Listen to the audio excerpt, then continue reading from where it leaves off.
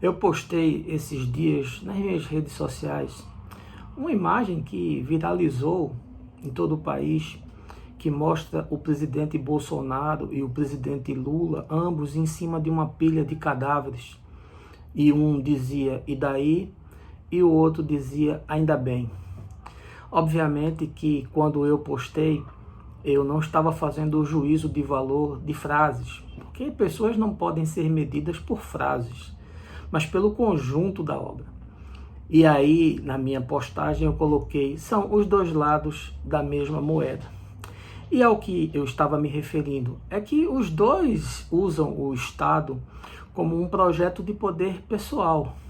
Ambos usam o Estado para perpetuar uma gestão.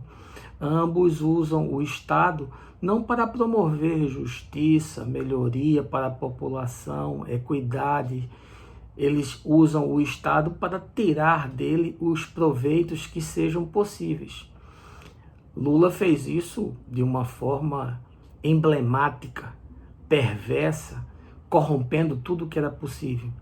Bolsonaro usa de outro expediente e com esse ano e meio de governo já deu para ver o cardápio com posições autoritárias, condenando as instituições, com pensamentos que exaltam a tortura, com falas homofóbicas.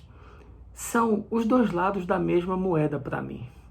Mas nós vivemos um momento tão agudo no país, tão polarizado, que as pessoas não conseguem enxergar nem os problemas de ambos, nem também os acertos de ambos. Nós vivemos um apagão intelectual que é provocado por conta da impregnação ideológica. A impregnação ideológica é quando você adora uma pessoa, quando você cria um mito e não consegue enxergar nele qualquer tipo de defeito. A marca das pessoas que sofrem desse tipo de patologia social desse tempo são pelo menos 4 coisas. A primeira é o que eu chamo de idolatria passional. É você ter uma adoração pelo indivíduo tal que não consegue enxergar nele nenhum tipo de defeito. E, portanto, você se coloca na posição de defender aquilo que é totalmente indefensável.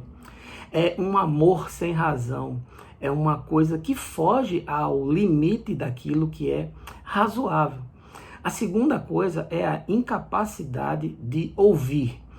A pessoa não consegue lidar com o contraditório. Para ela, apenas tudo que está nas suas crenças e aquilo que é relativo ao que o outro afirma, ao que o outro postula, é que é a verdade absoluta.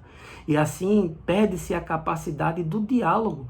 E perdendo-se a capacidade do diálogo, perde-se também a possibilidade de que você seja convencido, eventualmente, sobre algo que você jurava ser inamovível. A terceira coisa é a injustiça seletiva. É quando você dispensa o outro de todos os seus equívocos e atribui ao seu oponente todas as coisas as quais a eles são atribuídas. Então você faz uma injustiça seletiva. Você coloca na conta do outro tudo o que é verdade e tudo o que não é. E isenta aquele a quem você apoia de todos os seus equívocos.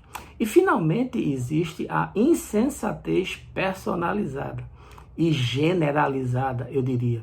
É quando não é possível ouvir absolutamente nada, nem a razão, nem a ciência, nem se enxergar os fatos, quando a pessoa sofre uma incapacidade de discernir.